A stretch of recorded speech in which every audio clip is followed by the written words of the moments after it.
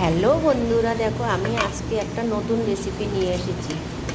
তো নতুন রেসিপিটা ভালো লাগলে সবাই লাইক কমেন্ট শেয়ার করে দেবেন। দেখো, আমি আগে দুধ দিয়ে গোবিন্দভোগের চাল দিয়ে ফুটিয়ে নিয়েছি।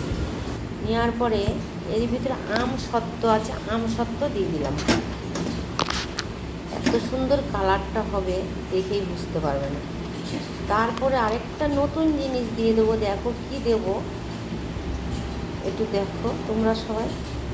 এই দেখো, এগুলো কী বলো তো? তাল তাল না, আম তালের পায়েস হবে।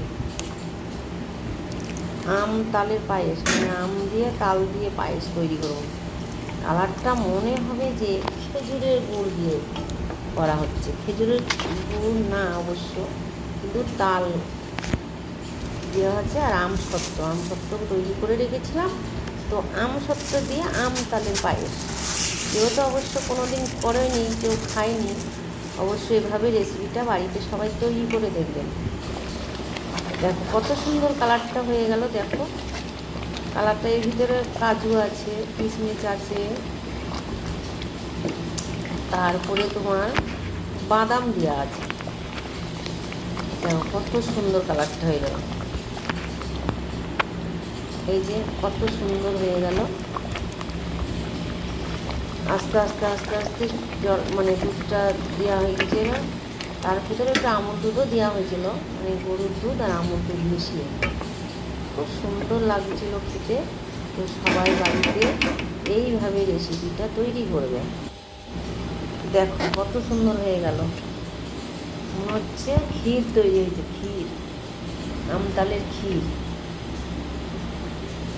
পায়েসও বলা যায়, আমতাল দিয়ে ক্ষীরও বলা যায়। ঠিক আছে, দুটোই বলা যাবে, কিন্তু পায়েসটাই বেশি ভালো লাগবে খেতে। কত সুন্দর কালারটা এসে গেছে। সবাই বাড়িতে এরভাবে তৈরি করবে আম তালের পায়েস। যদি ভালো লাগে লাইক শেয়ার কমেন্ট করে দেবে। আমি পাশে থাকবে, সাপোর্ট করবে। আমরাও সাপোর্ট করব।